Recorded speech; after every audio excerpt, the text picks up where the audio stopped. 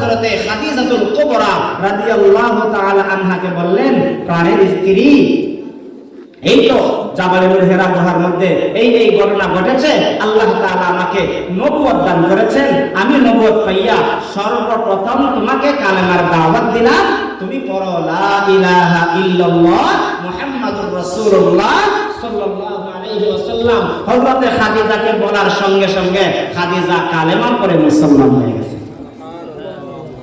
হযরতে খাদিজা রাদিয়াল্লাহু তাআলা আনহাকে নবীজি জিজ্ঞাসা করেন, ও খাদিজা, আমি তোমাকে কালেমার দাওয়াত দিলাম, তুমি সাথে সাথে কালেমা পড়লা, মুসলমান হয়ে গেলা, কোনো প্রশ্ন করলা না। একজন আরেকজনকে যখন কোনো বিষয়ে অবগত করে, সে জিজ্ঞাসা করে তুই যে একটা সংবাদ দিলে সত্য না মিথ্যা, জিগাইলি। এর মধ্যে দেখবেন চেয়ারম্যান যত বড় চেয়ারম্যান হয় না কেন, ঘরের ভিতরে চেয়ারম্যানগিরি চলে, মেম্বার যত বড় মেম্বার হয় না কেন, তার মেম্বারগিরি ঘরের ভিতরে চলে না। তোমার মেম্বারগিরি ইউনিয়নে চলে, ঘরের ভিতরে তোমার মেম্বারগিরি চলতো না। একজন মুরব্বী 10টা এলাকার বিচার করে, কিন্তু ঘরের ভিতরে বিচার চলে না। হয় তোমার বিচার এত সময় চলতো না, ঘরের ভিতরে চলতে হইলে মহিলার কথা মাইনে চলতে হয়। কিন্তু নবীজি বলেন, খাদিজা তুমি কোনো প্রশ্ন করলা না, বিনা প্রশ্নে তুমি কালেমা পড়ে মুসলমান হয়ে গেলা। হযরতে খাদিজা বলেন, ইয়া রাসূলুল্লাহ, ইয়া হাবিবাল্লাহ, আপনার যখন বয়স ছিল 25 বছর, আমি খাদিজার বয়স যখন ছিল 40 বছর, আপনার সঙ্গে আমার বিবাহ বন্ধনে আবদ্ধ করা হয়। দীর্ঘ আজ পর্যন্ত 15টা বছর আপনার সঙ্গে উঠা বসা করেছি, আপনার সঙ্গে চলাফেরা করেছি, আপনার সাথে রাত্রে সংসার করলাম, দিনে সময় কাটাইলাম, রাত কাটাইলাম, সপ্তাহ কাটাইলাম, মাস কাটাইলাম, বছরের পর বছর কাটাইলাম, আর মক্কার অলিগলি সহ তামাম আরব দেশটা আমি ভ্রমণ করে দেখেছি। আপনার মতন আখলাকওয়ালা, চরিত্রওয়ালা, আপনার মতন এত ভালো মানুষ মক্কার কোথাও আমি দেখি নাই। সুবহানাল্লাহ। হে স্বীকৃতি দিছে, ঘরের ভিতরে বউ স্বীকৃতি দিছে, ঘরের ভিতরে যে স্বীকৃতি পাইব সে বাহিরেও স্বীকৃতি পাইব। যদি বলেন ঠিক কিনা? অনেকে আমরা হইনি গ্রামগঞ্জের মধ্যে যে বাবা রে বাবা তোর ঘরের ভিতরে ঠিক কর, পরে আইয়া গালি বিচার করিস হয়নি। কিন্তু নবীজি সাল্লাল্লাহু আলাইহি ওয়াসাল্লাম সর্বপ্রথম দাওয়াত দিয়েছেন ঘরের ভিতরে।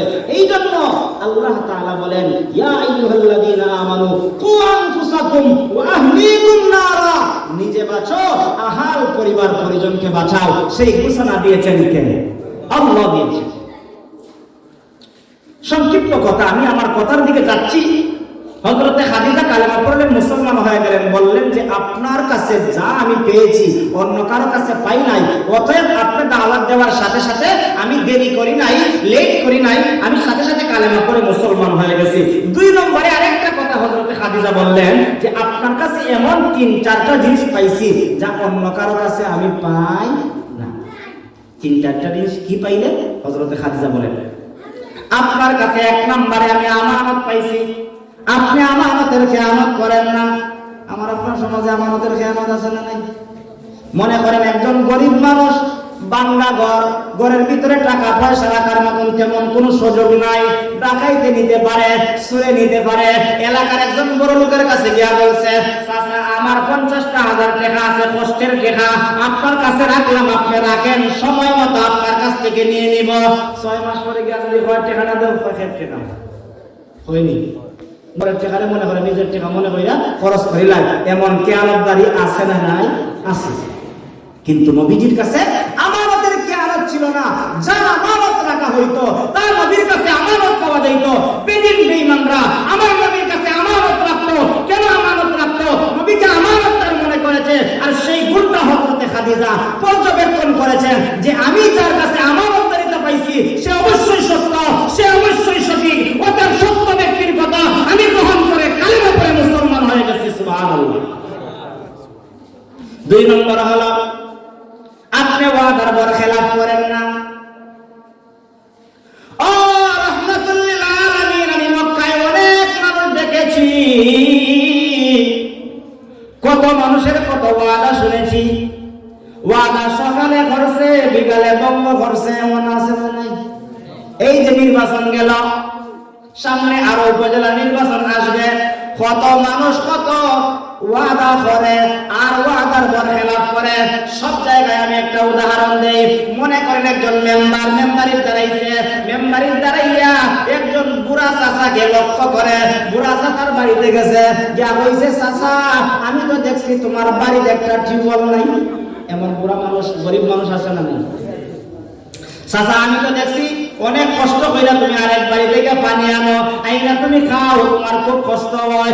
আমি যদি এবার মেম্বারে পাস করতাম পারি, তোমার একটা টিউবওয়েল দিব সরকারি ভাবে। বাতিজার কথা শুই না, চাচার মনটা বেজার হইছে না খুশি হইছে? খুশি হইছে। এবার শিলটা জায়গা মতো মারছে, মেম্বারে পাস করেছে। পাস করার পরে চাচা বাতিজার কাছে 6 মাস পরে গেছে, ও বাতিজা তুমি না বললা আমাকে একটা টিউবওয়েল দিবা পাস করলে পরে। এবার বাতিজা চাচারে কয়, তুমি কোন খাইলা চাচা, তোমার চিনি না। হয়নি লোক? আরে বুঝলে বলুন হয়নি। কিন্তু আমার নবীর কাছে ওয়াদার বরখেলাপ ছিল না। আমার নবী যা ওয়াদা দিতেন তা ওয়াদা সময় মতো পালন করতেন, সঠিকভাবে পালন করতেন। এর মধ্যে কোনো কারচুপি করতেন না। বলে সকালে ওয়াদা করছি, বিকালে ভঙ্গ করছি, এমন জিনিসটা হযরতে খাদিজা পর্যবেক্ষণ করছেন, নবীর কাছে পাইছেন। 3 নম্বরে হযরতে খাদিজা বলেন, আপনার কাছে আমি 3 নম্বরে যে জিনিসটা পাইলাম সেটা হলো আপনি আত্মীয়তার সম্পর্ক ছিন্ন করেন না। আত্মীয়তার সম্পর্ক ছিন্ন করেন না। টাকাওয়ালা যখন হয়, গরিব মানুষে চিনে না, এমন দুনিয়া আছে না নাই? জ্বলন্ত প্রমাণ, অনলাইনে অফলাইনে আমরা মমতাজ নামে একজন এমপির নাম শুনছেন আপনারা? মমতাজ আপা, যদি ওইবার টাইম ফেল করছেন, কিন্তু তার আপন 2টা বোন বলছে আমাদের বাড়িও নাই, ঘরও নাই, চলতে আমাদের কষ্ট হয়। আমার বোন এমপি হওয়ার পরেও আমাদেরকে কোনো সুযোগ সুবিধা দেয় না। ধনী হওয়ার পরে যে গরিব বোনকে দেখলো না, এমন আত্মীয়তা ছিন্নকারী ব্যক্তি আল্লাহর নবীর কাছে, আল্লাহর কাছে গ্রহণযোগ্য না। এমন নামদারি ধনী আমাদের সমাজে আছে না নাই? না খালি মমতা দেখলেই আসি। মমতাজ যেরকম ভাবে তার বোনকে চিনছে না, এরকম ভাবে মমতাজের উত্তরসূরি অনেক মানুষ আছে। কিছুদিন আগে গরিব ছিল, এখন কোটি টাকার মালিক হইছে, কিন্তু তার লাগা ঘরের যে একটা চাচা আছে, চাচারে চিনে না। বাম দিকে তার বাগনা আছে, বাগনারে চিনে না। ওই তুমি খাওয়ার ছেলে বাপ, 10 বছর পরে বিদেশ থেকে এবার তুমি খাওয়ার ছেলে চিনে না, কিন্তু তার ঘরেই দেখা যায় 10 বছর আগে কাম করছে। আছে না? অতএব আমার নবীর কাছে আত্মীয়তার সম্পর্ক চিহ্ন ছিল না। আত্মীয়তা তিনি বজায় রাখতেন, আর তাদের সাথে ভ্রাতৃত্বতার সম্পর্ক টিকিয়ে রাখতেন। দুশমনের সঙ্গেও নবীজি ভালো ব্যবহার করেছেন, আত্মীয়তার সম্পর্ক চিহ্ন করেন নাই। নবীজি সাল্লাল্লাহু আলাইহি ওয়াসাল্লামের চাচা ছিলেন আবু জেহেল, নাম শুনছেন না আপনারা? যারা আল্লাহর ঘরের মেহমান হইছে, যারা কানায় কাবাতে গেছে, তারা দেখছে কানায় কাবার চত্বর শেষ করার পরে ওই দিকেই দেখা যায় বড় হাম্মাম খানা আছে, যেটা বাথরুম আমরা কই, কেউ লেট্রিনও কই না, যে ওইটা বানানো হয়েছে। ওই আবু জেহেল নবীজির আত্মীয় ছিল, কিন্তু নবীজি তাকে কিতাবের মধ্যে পাওয়া যায় প্রায় 400 বারের উপরে দাওয়াত দিয়েছেন, কিন্তু তার কপালে হেদায়েত নাই। কিন্তু সে নবীজির বিরোধিতা করতো, নবীজি তার বিরোধিতা করতেন না।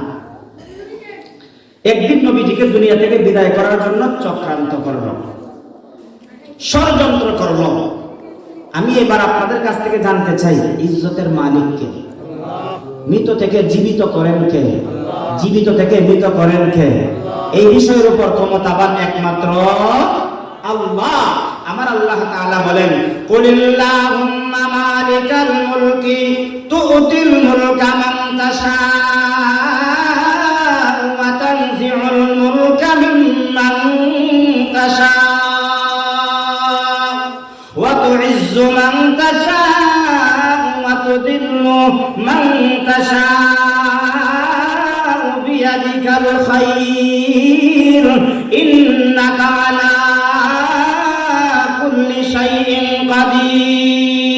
আমার আল্লাহ তাআলা রাজত্বের মালিক, ক্ষমতার মালিক। যদি আজকে আমরা কই ক্ষমতার মালিক জনগণ, কিন্তু ক্ষমতার মালিক আমরা জানি কে? বিষয়ের উপর ক্ষমতাবান একমাত্র আল্লাহ। ক্ষমতাওয়ালা কেমন চক্রান্ত করে, ক্ষমতাওয়ালা আল্লাহ দেখতেছেন কেমন ষড়যন্ত্র আবু জেহেল করতেছে। একদিনের ঘটনা সিরাতের কিতাবের মধ্যে পাওয়া যায়, আবু জেহেল নবীকে দুনিয়া থেকে বিদায় করার জন্য চক্রান্ত করলো, কৌশল করলো। কি কৌশল? দরওয়াজার সামনে একটা গুহা খনন করলো, গর্ত খনন করলো, উপরে দিয়ে ছাতাই বিছিয়ে রাখলো, আর ভিতর দিয়ে গর্তটাকে গভীর করে রাখলো। একজন লোক পাঠায় দিল, যাও না, আমিও যদি আমার বাতিদার বিরোধিতা করি, বাতিদা কিন্তু আমার বিরোধিতা করে না, আমি আমার বাতিদার শত্রুতা করতে পারি, আমার বাতিদা আমার বিরুদ্ধে ষড়যন্ত্র করে না।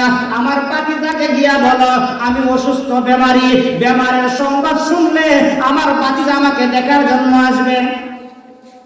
বেমার দেখার সুন্নত কার সুন্নত? নবী করিম সাল্লাল্লাহু আলাইহি ওয়াসাল্লামের সুন্নত। নবীজি বলেন তোমার যদি কোনো শত্রু বেমার হয়, অসুস্থ হয়, তুমি তাকে দেখতে যাও, এটা রাসূলুল্লাহর সুন্নত। আমার নবী তো আদর্শওয়ালা নবী, আমার নবী তো শ্রেষ্ঠ নবী, আমার নবী তো আখলাকওয়ালা নবী। আমার নবী সাল্লাল্লাহু আলাইহি ওয়াসাল্লাম সংবাদ পাইয়া চাচাকে দেখার জন্য রওনা হয়ে গেলেন। চাচাকে দেখবেন, যাইতে যাইতে যখন একবারে ঘরের কাছাকাছি চলে গেছেন, কিতাবের মধ্যে পাওয়া যায় একটা কদম সামনে দিলেই যে গর্ত খনন করেছে ওই গর্তের মধ্যে তিনি পড়ে যাবেন। এমন সময় জিবরিল আমিনকে আমার আল্লাহ পাঠিয়ে দিলেন, ও জিবরাইল যাও যাও, আমার হাবিব রাহমাতুল্লিল আলামিনের জন্য আকাশ পাগল, জমিন পাগল, পাহাড় পাগল, পর্বত পাগল, চন্দ্র পাগল, সূর্য পাগল, মানব পাগল, দানব পাগল, গাছ পাগল, বৃক্ষ পাগল, লতাপাতা পাগল, কুল কায়নাতের সব পাগল। আমার নবীকে সবাই মহব্বত করে, আর শত্রুতা পোষণ কইরা আবু জেহেল গর্ত খনন করেছে। আর যেন আমার নবীজি একটা কদম সামনের দিকে অগ্রসর হন না, যদি অগ্রসর হন তাহলে গর্তের মধ্যে পড়ে যাবেন। জিবরিল আমিন কানের মধ্যে কথাটা সংবাদ দেওয়ার সঙ্গে সঙ্গে নবীজি সামনের দিকে অগ্রসর না হইয়া আবার পিছন দিকে রিটার্ন করলেন। যে দূর থেকে দেখতেছে, আওয়ার কথা ছিল, আসার কথা ছিল, মুহাম্মদ দিকে আইসা আবার চলে যায়, সে গিয়ে আবু জেহেলকে বলতেছে, নেতা ঘটনা তো বিপরীত হয়ে গেছে, আসছিল সামান্যর জন্য পড়ে গেল না, কিন্তু দেখা যায় আবার চলে যাচ্ছে। সে যে বাহানা করছিল সাগর গায়ে দিয়া, সাগর ফেলে দিয়া দূরে আইসে দেখতো বাতিদা হয়ে যায়, আইয়া নিজেই পড়ে গেছি। রাখে আল্লাহ মারে খে, আর মারে আল্লাহ রাখে খে, উপরে তুতু নিক্ষেপ করলে নিজের উপরেই পড়ে যায়। এবার আবু জেহেল নিজেই সেই গর্তের মধ্যে পড়ে গেল।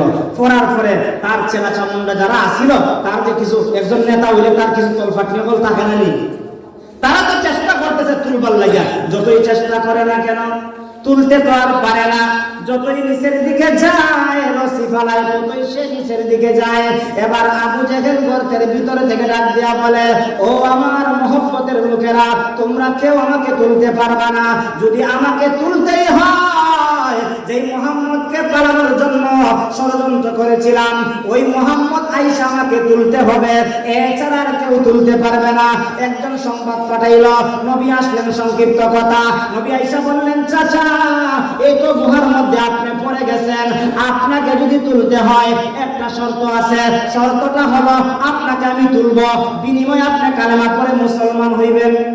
আমরা যদি সরাসরি জানতাম যে আমারে মারবার লাগিয়া ওই রাজারগাঁও বাজারের সামনে দাঁড়াই রয়েছে, শিবের বাজারের সামনে দাঁড়াই রয়েছে দা লইয়া, এবার আমি সতর্ক হইয়া বাড়ি চলে গেছি, এখন বিপদ যদি যে দা লইয়া দাঁড়াইছিল এ যদি বিপদের মধ্যে পড়ে, আমরার মতন মানুষ কেউ যাইনি তার দেখবার লাগি, তুই আমার সবচেয়ে বড় দুশমন, সবচেয়ে বড় শত্রু। কিন্তু আমার নবী সংবাদ পাইয়া গেলেন, যা বললেন, চাচা তুলমু একটা শর্তে, তবে তুমি কি করতে হবে?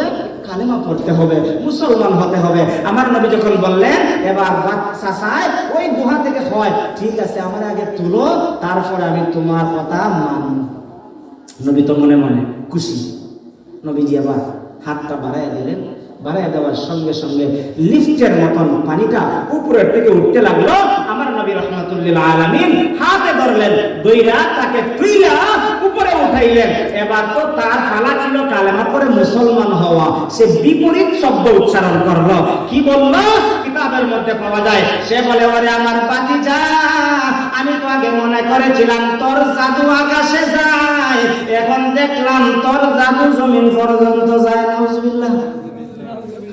হয় কি তা? আমি তো আগে জানছিলাম তোর জাদু আকাশ পর্যন্ত পর্যন্ত যায়, তুই চন্দ্র দ্বিখণ্ডিত করেছস, এখন দেখা যায় তোর জাদু জমিন পর্যন্ত যায়। না না, তুই জাদুঘরের কথা আমি মানতে পারি না, এমন কথা বললো। সেটার দ্বারা প্রমাণ হয় তার কপালে হেদায়েত নাই। হেদায়েত যদি থাকতো, এতবার দাওয়াত দেওয়ার পরেও, এত মুসিবত থেকে বাঁচানোর পরেও সে কালেমা গ্রহণ করে। এই জন্য দুস্থ যে কথাটা বলতেছিলাম, আমার নবী সাল্লাল্লাহু আলাইহি ওয়াসাল্লাম আত্মীয়তার সম্পর্ক ছিন্ন করেন নাই। আমার নবীজি আত্মীয়তার সম্পর্ক বজায় রাখতেন, ভ্রাতৃত্ব সম্পর্ক বজায় রাখতেন। একজন বিরোধিতা করলেও তাকে গলায় জড়িয়ে দিতেন, তাকে বুকে আলিঙ্গন করতেন আর বলতেন, বুঝো আমি তো তোমাদেরকে সঠিক রাস্তা, হেদায়েতের রাস্তা, জান্নাতের রাস্তা, আখিরাতের রাস্তা তোমাদেরকে দেখিয়ে দিচ্ছি, এই রাস্তায় আসো, জান্নাতের মধ্যে যাইতে পারবা। আমার নবী তো দরদি নবী ছিলেন। সংক্ষিপ্ত কথা এতগুলো বলার পরে হযরত খাদিজা বললেন, আপনার কাছে আমি পাইলাম আপনি আমানতের খেয়ানত করেন না, আপনার কাছে আমি পাইলাম আপনি ওয়াদার বরখেলাপ করেন না, আপনার কাছে আমি পাইলাম আপনি আত্মীয়তার সম্পর্ক ছিন্ন করেন না। অতএব আমার মনের ভিতরে ধারণা হয়ে গেছে আপনিই সত্য নবী। আল্লাহ যদি নবী বানায় মক্কার মধ্যে কাউকে, আপনাকেই বানাবে, আপনাকে ছাড়া অন্য কাউকে আল্লাহ নবী বানাইতে পারে।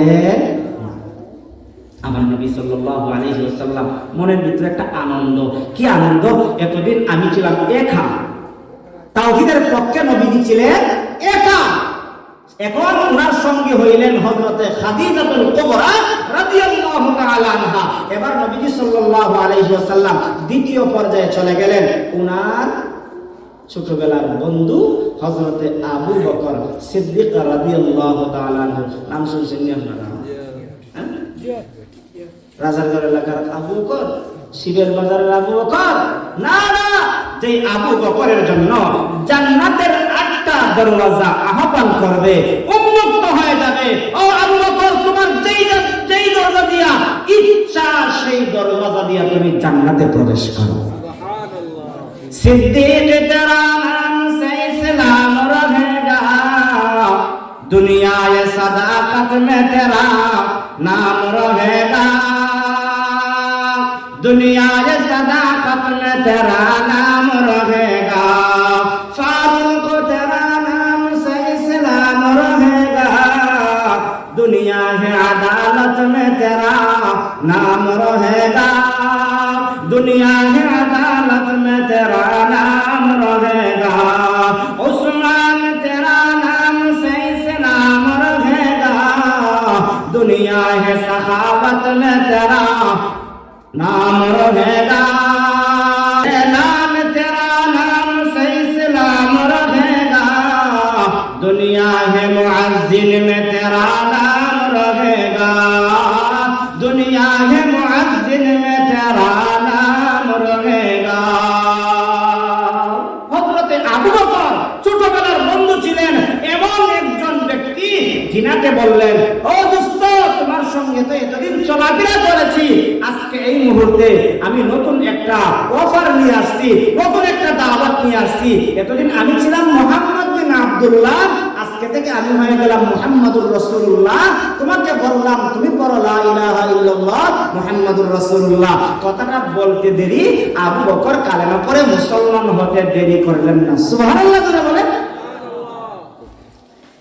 একজন বন্ধু জানে আরেকজন বন্ধু কতটুকু ভালো।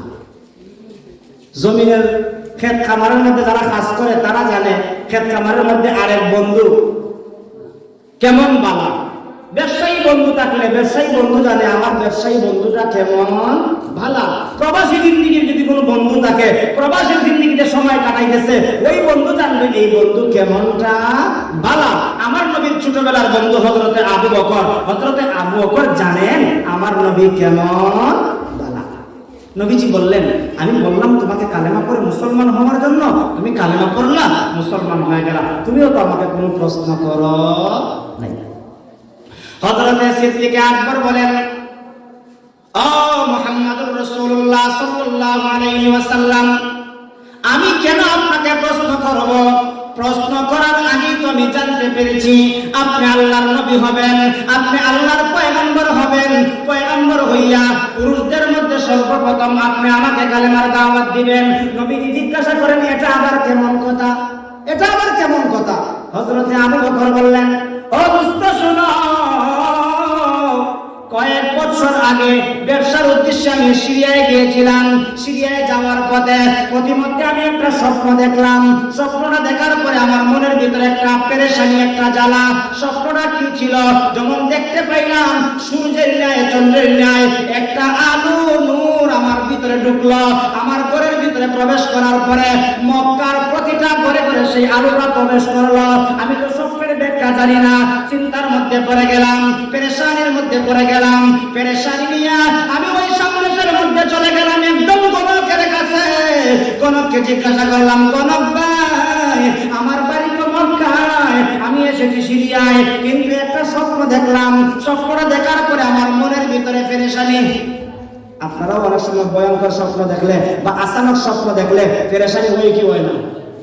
এমন স্বপ্ন আমরা দেখি যে রাজমহলের মিষ্টি খাইতেছি, ঘুম থেকে উঠতে দেখি কম্বলের কোনা চাবাইতেছি। ওই না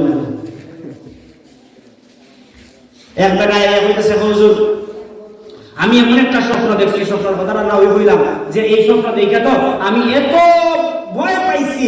ভয়ের কারণে রাত্রে 3টার সময় দেখছিলাম, ফজরের নামাজ পড়ছি, নামাজের পরে নাস্তা করতাম, কিন্তু নাস্তাটা আমার মুখিতে যায় না। সকালবেলা ভাত খাইতাম, কিন্তু ভাতটা আমার ভিতরে যায় না। এই স্বপ্ন দেখে আমার ভিতরে খালি পেরেশানি আর পেরেশানি। এমন অবস্থা আমরা স্বপ্ন দেখলে হয় কি হয় না?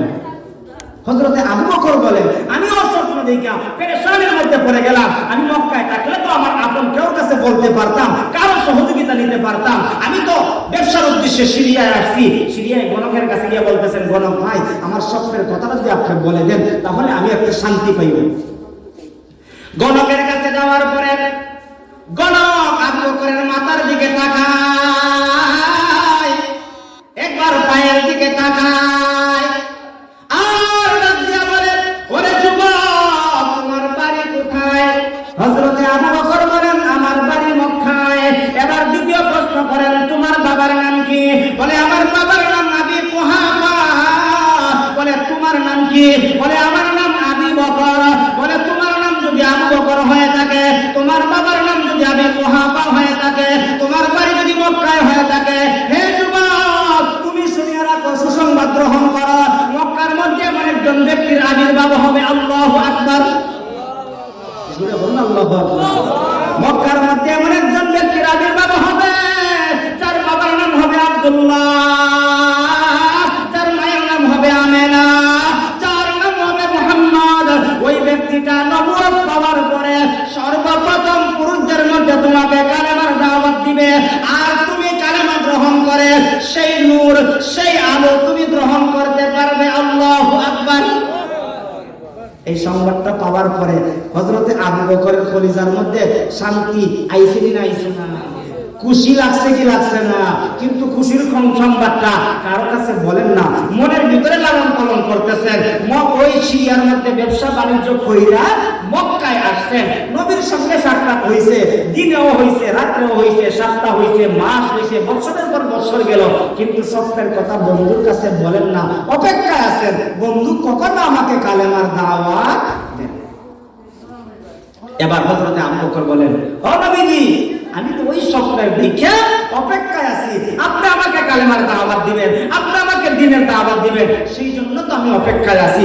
সংক্ষিপ্ত কথা, হযরতে আবু বকর কালেমা পড়লেন, মুসলমান হয়ে গেলেন। বালকদের মধ্যে হযরতে আলী রাদিয়াল্লাহু তাআলা কালেমা পড়লেন, মুসলমান হয়ে গেলেন। গোলামদের মধ্যে হযরতে যায়েদ ইবনে হারিসা রাদিয়াল্লাহু তাআলা আনহু কালেমা পড়লেন, মুসলমান হয়ে গেলেন। সংক্ষিপ্ত কথা, মুসলমানদের সংখ্যা যখন বাড়তে আরম্ভ করলো, আবু জেহেল, উতবা, শাইবা, টপ লেভেলের যত নেতা খেতা আছে তাদের মাথা ঠান্ডা না গরম? আরেকটু আসতে বললেন, আরেকটু জোরে বলেন, মাথা ঠান্ডা না গরম? মনে করেন শিবের বাজারের এমন একজন গরিব বাবার সন্তান আজকে বড় আলেম হয়ে গেছে, আজকে অনেক বড় একজন মুফতি হয়ে গেছে। এখন যখন একজন মাতব্বরের সামনে গিয়া বলে সুদ খাওয়া হারাম, ঘুষ খাওয়া হারাম, সে বলবে, কলিমুদ্দিনের ছেলে তোমার পাওয়ার পাইলো হই দেখা, কালকে থেকে তোরে যদি শিবের বাজারও দেখি তাহলে কিন্তু তোর জান রাখতাম না। এমন ভয় দেখায় কি দেখায় না? আরে হুজুরে বলেন না, দেখায় কি দেখায় না? দেখায়। আমার নবীকে ভয় দেখানোর জন্য আবু জেহেল হুমকি দেয়, উতবা, শাইবা হুমকি দেয়, যতই হুমকি দেয় না কেন আমার নবী তাদের ভয় বা তাদের কথার দিকে ভ্রুক্ষেপ করেন না, তাকান না, কারণ আমার নবীর জিম্মা জিম্মাদার একমাত্র কে? আরেকটু যদি আওয়াজ দিয়া বলুন জিম্মাদার কে? আমার নবীজির জিম্মাদার হয়ে গেলেন আমার আল্লাহ। আমার আল্লাহ নবীকে নেতা হিসেবে পাঠাইছেন, যাও নেতা, তোমাকে ছেড়ে দিলাম, তোমার সঙ্গে মোকাবেলা করে কেউ পারবে না, কেউ পারবে না। আপনাকে আমি হেফাজত করব, যারা আপনার মোকাবেলা করবে তাদেরকে আমি আল্লাহ ধ্বংস করব।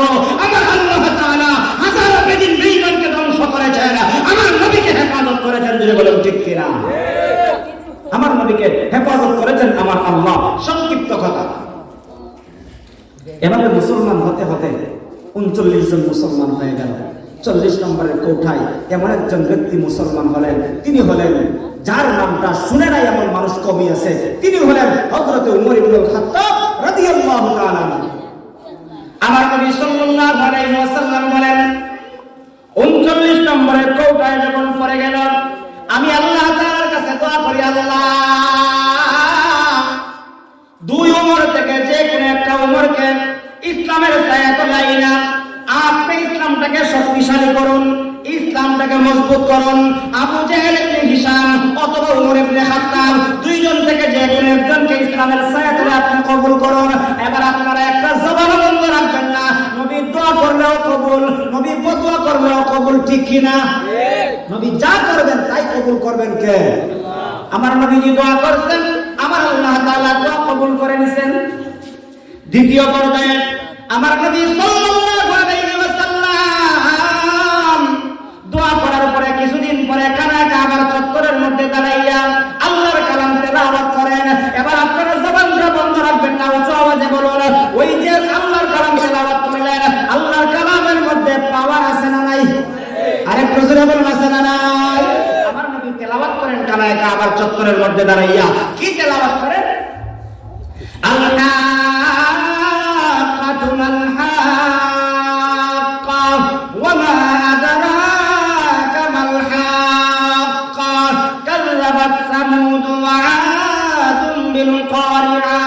এরকম ভাবে আমার নবী তেলাওয়াত করেন।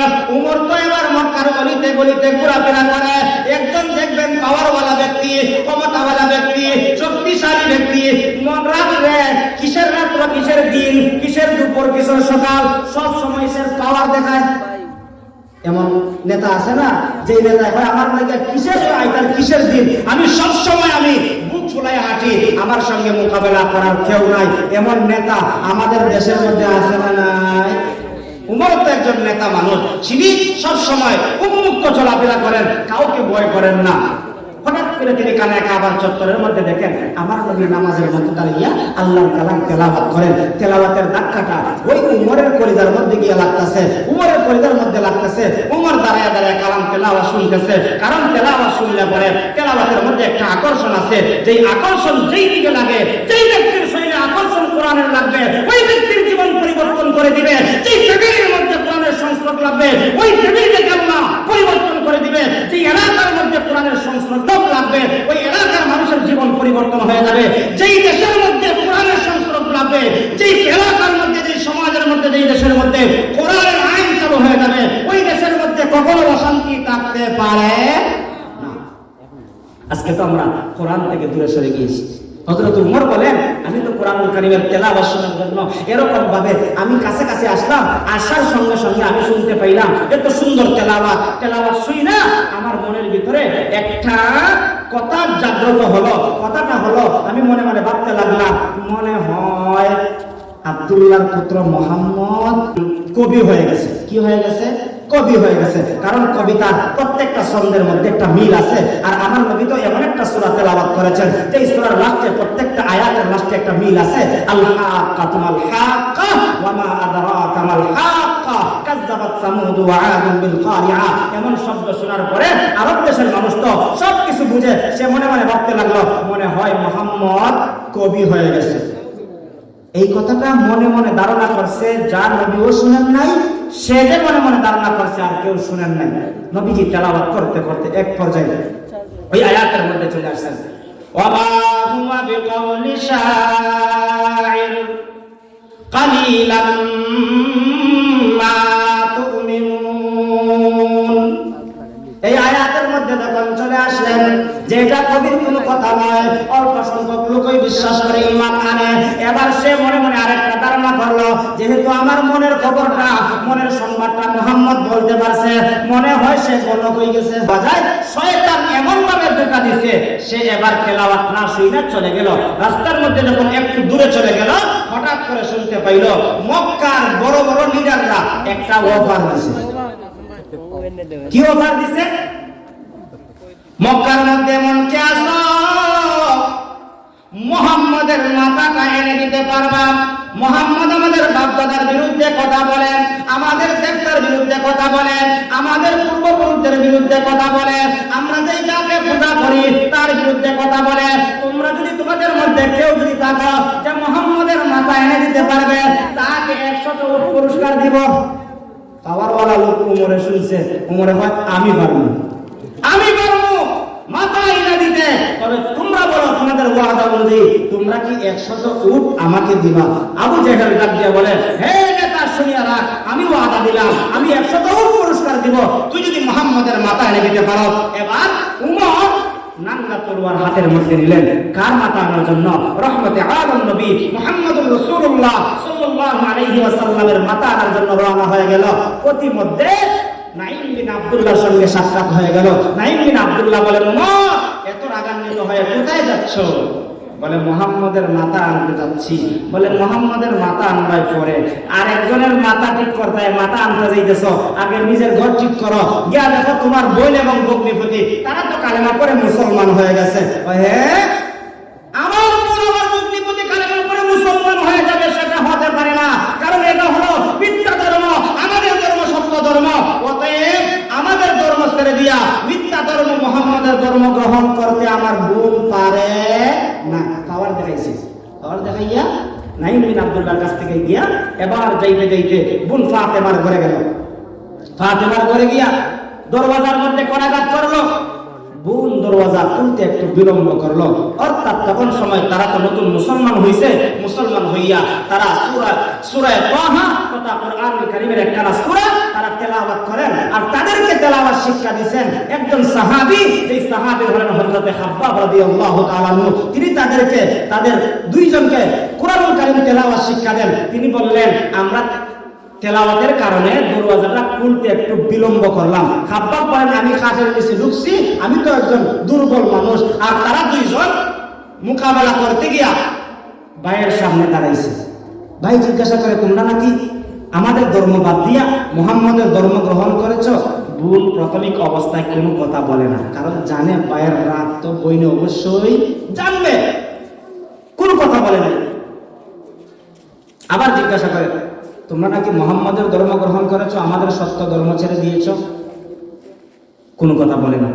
তৃতীয় পর্যায়ে যখন বোনকে আঘাত করছে, কিতাবের মধ্যে পাওয়া যায় তাপ্পর দেওয়ার সঙ্গে সঙ্গে গাল পেটে রক্ত জমিনের মধ্যে পড়ছে। এত কষ্ট পাওয়ার পরে বোন বলে, হ্যাঁ আমরা মুহাম্মদের ধর্ম গ্রহণ করেছি, কালেমা করে মুসলমান হয়ে গেছি। আল্লাহু আকবার। আমরা বলে হইতাম কিতা? না ভাই আমরা পড়ছি না, আমরা আগেটা দিয়ে আছি। এরকম হয় না? সকালবেলা হুজুর আপনার সাথে আছি, বিকালবেলা শাস্ত্র লেগে কিতা কথা হুজুরের কথা বলি না, হুজুর হলো তো হয়নি এরকম। কিন্তু যারা সত্যিকারের ঈমান ওয়ালা, সত্যিকারের আল্লাহ ওয়ালা যারা, তারা কখনো বাতিলকে ভয় করে না, আর ভয় করতে পারে না। এবার যখন বললেন হ্যাঁ আমরা গ্রহণ করেছি, আরেকটা তাপ্পর মারছে বোনের বাম গালের মধ্যে। মারার সঙ্গে সঙ্গে এই দিকের গালটাও কেটে গেল, রক্ত পড়তে আরম্ভ করলো। এবার বোন দীপ্ত কণ্ঠে জানায় দিল, ও ভাই তুমি শুনে রাখো, আমাকে আঘাত করতে পারো, আমার স্বামীকে আঘাত করতে পারো, রক্তাক্ত করতে পারো, জেনে রাখো যে ধর্ম গ্রহণ করেছি সেই ধর্ম কখনো ছাড়বো না। জেনে রাখো 2 নম্বর কথা হলো, তুমি যেই মায়ের সন্তান আমিও সেই মায়ের সন্তান, তুমি যেই বাবার আওলাদ আমিও সেই বাবার আওলাদ। তুমি দীপ্ত কণ্ঠে এমন ভাবে আমাদের উপরে আক্রমণ করতে পারো, আমরাও দীপ্ত কণ্ঠে জানাই দিলাম মুহাম্মদের ধর্ম আমরা ছাড়ব না। এবার উমর বলতেছে যে আমার মনের ভিতরে একটা ধাক্কা লাগলো। প্রথম ধাক্কা কি ছিল? নবীজি দোয়া করছিলেন। দ্বিতীয় নম্বরের ধাক্কাটা কি ছিল? নবীজির তেলাওয়াত শুই না, কোরআনুল কারীমের তেলাওয়াতের একটা পাওয়ার আছে না নাই? তৃতীয় পর্যায়ে বোনের এত ইস্তেকামত দেখলেন, বোনের এত অটলতা দেখলেন, বোনের অচল অবিচল দেখলেন যে বোন তো ধর্ম ছাড়তে রাজি না। এবার বাইরের অন্তরের ভিতরে একটা ধাক্কা লাগলো, এত কিছু করলাম, রক্তাক্ত করলাম, বোন তো ধর্ম ছাড়তে রাজি না, মনে হয় তাদের ধর্ম সত্য। কারণ আল্লাহ তো নিজে বলেছেন ইন্নাদ দীনা ইনদাল্লাহিল ইসলাম, আল্লাহ তাআলার কাছে মনোনীত ধর্ম একমাত্র ইসলাম। স্পষ্ট ভাষায় আল্লাহ জানিয়ে দিলেন ওয়া মাইয়াবতাগি গায়রাল ইসলামি দীনান ফালান ইউকবালা মিনহু ওয়া হুয়া ফিল আখিরাতি মিনাল খাসিরিন। ইসলাম ধর্ম ছাড়া অন্য ধর্ম নিয়ে যদি কেউ আখিরাতে আল্লাহর দরবারে হাজির হয়, তার এটা আল্লাহর দরবারে গ্রহণযোগ্য হবে না, আল্লাহর দরবারে গ্রহণযোগ্য হবে না। যেই ধর্ম আল্লাহর দরবারে গ্রহণযোগ্য হবে না, এমন ধর্ম আমরা মানতে রাজি, আমরা এমন ধর্ম গ্রহণ করতে রাজি যেই ধর্ম কবরের মধ্যে লাগে, আমরা এমন ধর্ম গ্রহণ করতে রাজি যেই ধর্মের পরিচয় হাসরের ময়দানে লাগে, এমন ধর্ম গ্রহণ করতে আমরা রাজি যেই ধর্মের বিনিময়ে জান্নাতের মেহমান হইতে রাজি। ঠিক কিনা? হযরত ওমর বলেন যে তুমি যে সত্য ধর্ম গ্রহণ করেছো, সত্য ধর্মের প্রমাণ হিসাবে তোমাদের কাছে কি আছে? এবার তারা মনের ভিতরে একটা সাহস হয়েছে, একটু সাহস আইছে। এবার বলতেছেন আমরা মুহাম্মদের ধর্ম গ্রহণ করেছি, মুহাম্মদ সত্য ধর্মের দাওয়াত দেয়। তিনি বলেন আল্লাহ এক, আল্লাহর সঙ্গে কোনো অংশীদার নাই। আমাদের 300 প্রায় আমরা 33 কোটি দেবতার পূজা করি, এগুলো তো সব বুয়া, আর একমাত্র সঠিক হলো আল্লাহ এক, একক আল্লাহর গোলামি করা, এটা হলো সঠিক। এই কথাটা বলার পরে এবার দ্বিতীয় পর্যায়ে ভাই বলতেছে তোমরা যে দরজা খুলতে দেরি করছি না, তার কারণটা কি? আর আমি তো দরজার মধ্যে দাঁড়াইয়া কি যেন গুনগুন আওয়াজে শুনতে পাইলাম, তোমরা কি জানি গুনগুন করে পড়ছিলা। এবার বোন বলতেছে আমরা মুহাম্মদের কাছে নাজিলকৃত মহাগ্রন্থ আল কোরআন আমরা তেলাওয়াত করেছি। বলে এটা আমাকে দেখাও। বলে না, তুমি তো অপবিত্র, তোমাকে দেখানো যাবে না। বলে পবিত্র কেমনে হবে? বলে এইভাবে তুমি পবিত্র হও, তুমি যদি পবিত্র হও তাহলে তোমার হাতে সেটা দেওয়া যাবে। এবার সংক্ষিপ্ত কথা, ভাইকে পবিত্র করানো হলো। পবিত্র করানোর পরে এবার যে সূরাটা তারা শিক্ষা গ্রহণ করতেছিলেন, সূরা তাহা, এবার উমরের হাতের মধ্যে দেওয়া হলো।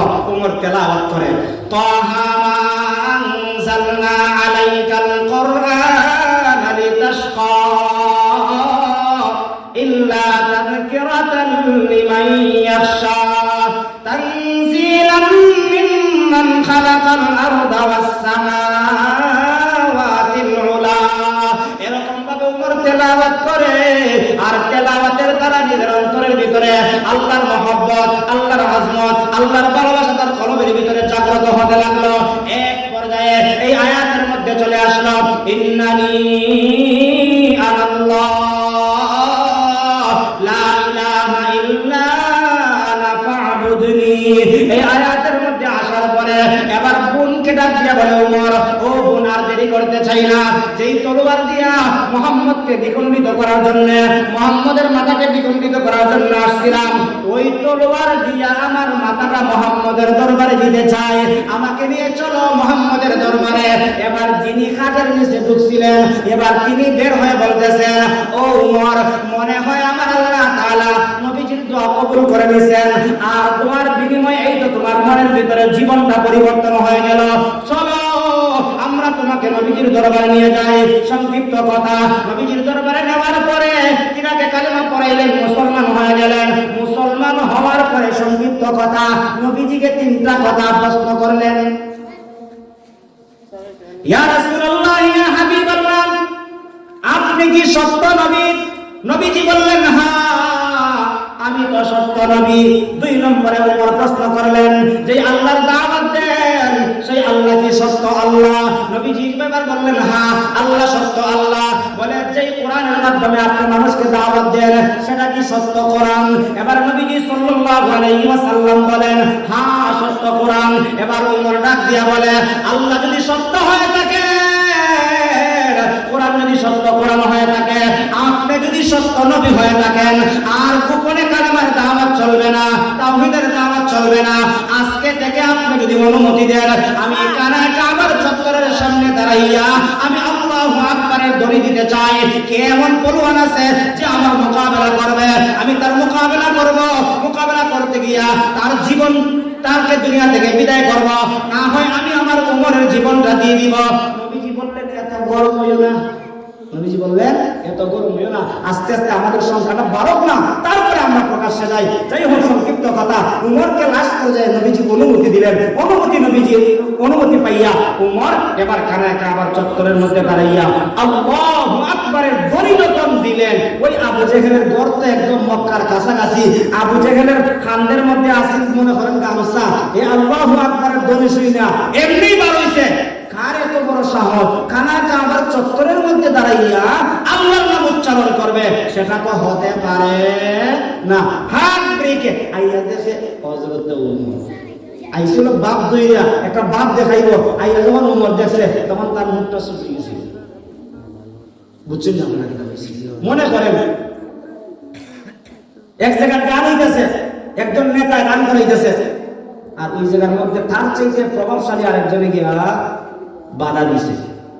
বাধা দেওয়ার পরে হ্যাঁ তার কথা মানতাম, আইয়া দেখে তার চাইতে বড় নেতারা দেখলে পরে তার মুখের অবস্থা গুলি তখন দেখবো ভাই সাহেব আপনি নিয়েছেন, আচ্ছা কতক্ষণ বাজাই আমরা শেষ করে দিব, এরকম করি না হয় না। আইয়া তখন দেখতে হতে উমর রে এবার আবু জেহেল কইতেছে, আর তুমি তো গেলাই মুহাম্মদের মাথা আনতাই, যখন দেখা যায় মুহাম্মদের পক্ষে কথা হোক, আরে তোমরা তো ভ্রান্ত দল, মুহাম্মদের ধর্ম তো সত্য ধর্ম, আমি মুহাম্মদের ধর্ম গ্রহণ করেছি। এই কথা শোনার পরে আবু জেহেল গামছাটা আবার মাথার মধ্যে ফেলাইয়া আবার বাড়ি গেছি। আল্লাহ তাআলা এরকম ভাবে কোরআনের দ্বারা আল্লাহ তাআলা নবীর মাধ্যমে ইসলামটাকে বুলন্দিত করেছেন, ইসলামটাকে পৃথিবীর প্রান্তে প্রান্তে আল্লাহ পৌঁছে দিয়েছেন। কোরআন ছিল, কোরআন আছে, কোরআনের বিরোধিতা যারা করেছে তাদেরকে আল্লাহ ধ্বংস করেছেন। আবু জেহেল কোরআনের বিরোধিতা করেছে, নবীজির বিরোধিতা করেছে, নবীজির নামের বিরোধিতা করেছে, কিন্তু আল্লাহ তাআলা আবু জেহেলকে ধ্বংস করেছেন, কোরআন রেখেছেন, নবীজির নাম রেখেছেন। কিয়ামত পর্যন্ত নবীজির নাম থাকবে, কোরআন কিয়ামত পর্যন্ত কোরআন থাকবে, নবীজির নাম জান্নাতের মধ্যে থাকবে, কোরআন ওয়াকে আল্লাহ জান্নাতের মধ্যে দিয়ে দিবেন। যদি বলেন ঠিক কিনা? অতএব কোরআনকে আমরা মহব্বত করব, কোরআনকে আমরা ভালোবাসবো। হযরত উমরের মতন আমরা হককে আমরা বিজয় করার জন্য হকের পক্ষে লড়াই করতে গিয়া আমরা হকের পক্ষে কথা বলবো। কারো চক্ষুর দিকে তাকায়া হক কথাকে আমরা বন্ধ করব না। কেন বন্ধ করব না জানো? কারণ আমরা তো শ্রেষ্ঠ নবীর শ্রেষ্ঠ উম্মত, আমরা শ্রেষ্ঠ নবীর শ্রেষ্ঠ উম্মত হইয়া আমরা 5 টাকার চার বিনিময় ঈমান বিক্রি করি, এমন মানুষ আছে না নাই? এই যে নির্বাচন হয়েছে, কত মানুষে কত কিছু বিক্রি করছে না, কিতা বলেন না? আমি তো যে বুট হইয়া থাকলে এক জায়গা তৈরিছে ব্যারিস্টার সুমনের এলাকা, নাম শুনছেন না আপনারা? আমি ওই এলাকার লোক, সোনারগাঁয়ের মানুষ, সবার বাড়ি সোনারগাঁ হবিগঞ্জ। আমি দেখেছি বাংলাদেশের মধ্যে যদি সলিড বুট হইয়া থাকে তাহলে সোনারগাঁ মাধবপুর হইছে, কারণ জনগণ দলমত নির্বিশেষে তারে ভোট দিচ্ছে। আমি কিন্তু পক্ষে বিপক্ষের কথা কইতেছি না, কইছি যে এখানের মধ্যে টেকা টাকা বুট হইছে, কিন্তু অন্য জায়গা আগের দিন মামুর দ্বারা বুট হইছে, আছে না নাই? হ্যাঁ, কিন্তু এমন বিক্রি আমরা যদি মানুষের কাছে আমার টাকার দ্বারা আমি আমার এইগুলো বিক্রি করে দিলাম, তো আমি তো মানুষের কাতারে থাকতে পারি না। অতএব মানুষের কাতারে থাকতে হলে, খায়রুল উম্মত হতে হলে আমাকে আপনাকে অবশ্যই আল্লাহর হুকুম, নবীর তরিকা মানতে হবে। যদি বলেন ঠিক কিনা?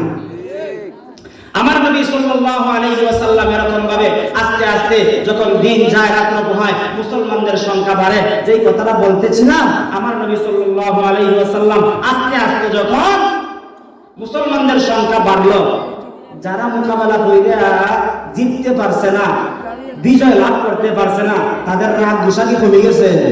রাগ গুসা তো কমে নাই। বাজারও পারছে না, রাস্তা কি ভাই কমপক্ষে, রাস্তা তো না ভাই কমপক্ষে দেখি ওই যে মেন রাস্তা আছে, ওই রাস্তা যদি কোনো সময় সুযোগের সন্ধানে ভাই তাহলে 12টা বাজাই দিব, এমন সুযোগ তালাশ করে কি করে না? নবীজির সঙ্গে মোকাবেলা করে তো পারে না। এক পর্যায়ে নবীজিকে গালি দেয়, নবীজিকে গালি দেয়, পাগল বলে গালি দিছে, নবীজিকে পাগল বলে গালি দিছে, আল্লাহ জবাব দিয়ে দিয়েছেন। নবীজিকে জাদুঘর বলে গালি দিয়েছে, আল্লাহ জবাব দিয়েছেন। নবীজিকে যতবার বিরুদ্ধে কথা বলেছে, প্রত্যেকটা কথার বিরুদ্ধে আগে আল্লাহ তার মোকাবেলা করেছেন। শেষ পর্যায়ে আমার নবীকে আবার তার নির্বংশ বলে গালি দিয়েছে। আমার নবীকে লেজ কাটা বলে যখন গালি দিচ্ছে, তখনও দুনিয়ার মানুষ প্রতিবাদ করার আগে প্রতিবাদ করেছেন কে? আল্লাহ করেছেন। কিভাবে করেছেন? তারা যে গালিটা দিচ্ছে সেই গালিটাও অন্যায়। একটা মানুষের তো কিছু বলতে হলে কিছু সামান্য দোষ পাইলেন আপনি বলতেন, হয়তো পুরোপুরি দোষ নাই পান, সামান্য দোষ পাইলে তো আপনি তাকে একটা অপবাদ দিতেন। নবীজিকে যে বিষয়টা দিয়ে অপবাদ দিছে এই বিষয়ের তিল পরিমাণও নবীর কাছে দোষ ছিল না। নবীজিকে তার বংশ বলে গালি দিছে, কিন্তু আমার আল্লাহ তাআলা আমার নবীকে ছেলেও দিছেন মেয়েও দিছেন, 4 জন মেয়ে সন্তান দিছেন। একজনের নাম হলো হযরতে জয়নব, হযরতে রুকাইয়া, হযরতে উম্মে কুলসুম, হযরতে ফাতেমা। 4 জন মেয়ে সন্তান আল্লাহ নবীকে দান করেছিলেন। 3 জন ছেলে সন্তান আল্লাহ নবীকে দান করেছেন। যার ছেলেও আছে যার মেয়েও আছে তারে আপনারা এলাকার কিতা আটকরা হয়নি। আটকরা বুঝুন আপনারা? যার ছেলেও নাই মেয়েও নাই তারে আমরা কিতা কই? আটকুরা, নির্বংশ। ওরে অমুকে তো বাচ্চা কাচ্চা নাই, এত ধন সম্পদ খেয়ে খাইব, তার তো নাম লওয়ার মতো কোনো মানুষ থাকতো না। এমন সমালোচনা মানুষ করে কি করে না, কিন্তু এমন সমালোচনাটা আমার নবীকে নিয়ে করলো। কিন্তু আমার আল্লাহ নবীকে ছেলেও দিছেন মেয়েও দিছেন, ছেলেও দিলেন মেয়েও দিলেন। এমন ব্যক্তিকে যারা নির্বংশ বলে, আটকুরা বলে গালি দেয়, এই সমস্ত গালিটার পিছনে একটা রহস্য আছে। রহস্যটা কি? যে আমি তো তার কোনো দোষ পাই না, অতএব এমনিই তাকে একটা গালি দেই। গালি দেওয়ার সুযোগটা কি পাইল? আল্লাহ ওনার ছেলে সন্তানকে ছোটবেলায় দুনিয়া থেকে নিয়ে নিলেন। দুনিয়া থেকে নিয়ে নেওয়ার পেছনেও 2টা কারণ। একটা কারণ হলো আল্লাহ নবীজির সন্তান ছেলে সন্তানকে নিয়ে নিলেন, আল্লাহ নবীজির সম্মান বাড়ায় দিলেন। নবীজির ছেলে সন্তানকে দুনিয়া থেকে নিয়ে নিলেন, নবীজির সম্মান বাড়ায় দিলেন।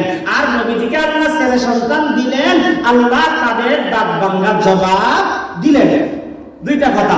একটা কথা হলো আল্লাহ নবীজির ছেলে সন্তানকে ছোটবেলা দুনিয়া থেকে দিয়েছেন, তার মানে নবীজিকে আল্লাহ সম্মান দিয়েছেন। আল্লাহ 2 নম্বরে নবীজির ছেলে সন্তান দিলেন, বাতিলদের দাঁত ভাঙা জবাব দিলেন। যদি নবীজির ছেলে সন্তান না হইতো তাহলে তো একটা ত্রুটি বার হইয়া নবীজিরে গালি দিতে পারত। সংক্ষিপ্ত কথা, এবার যখন নবীজিকে আবু তার নির্বংশ বলে গালি দিল, তখন আমার আল্লাহ তাআলা নবীজির কাছে সূরাতুল কাউসার নাজিল করে জানায় দিলেন, ওগো নবীজি, আপনার 3টা সন্তান নিয়ে নিলাম, বিনিময় আপনাকে সূরাতুল কাউসার দান করে দিলাম। সুবহানাল্লাহ, সুবহানাল্লাহ। বইতে বইতে তো রাত্রে 5টা বাজে গেছি, এখন ভালো লাগে না। আমি জানি আপনাদেরও কষ্ট হইতেছে। আমিও মোটামুটি আসছিলাম 9টার সময়, কারণ মুরব্বীদের মাহফিল তো একজনের পর একজন আইতে ও রাত্রে 3টার সময় পাইছি সুযোগ। যাই হোক, তারপরেও যেহেতু আসছি, এই মাদ্রাসার যিনি প্রিন্সিপাল আমার শ্রদ্ধাভাজন উস্তাদের কারণে আমি এখানে আসা, আর উস্তাদের কাছে দোয়া নেওয়ার উদ্দেশ্যে আমি এখানে আসছি। এই জন্য এত রাত্র পর্যন্ত বৈশা কথা বলছি, এই জন্যই কথা বলছি। না হয় এত সময় লং টাইম বৈশা কোন জায়গায় তাকে না। আলহামদুলিল্লাহ, বাংলাদেশের টেকটপ থেকে তেতুলিয়া প্রত্যেকটা জায়গায় ঘোরাফেরা করি, সেজন্য আল্লাহ তাআলা ঘুরাইতেছে। দোয়া করবেন আল্লাহ তাআলা যেন আমার মতন নগণ্যকে সারা বাংলাদেশ সহ তামাম বিশ্ব যেন আল্লাহ তাআলা দ্বীনের কাজে, দ্বীনের ফিকির নিয়ে তামাম বিশ্ব সফর করার জন্য আল্লাহ তাআলা তৌফিক দান করেন। সবাই বলি আমিন। অনেক কথা বললাম, আমার কথার দ্বারা যদি আপনারা কষ্ট পেয়ে থাকেন আমাকে মাফ করে দিবেন। আমার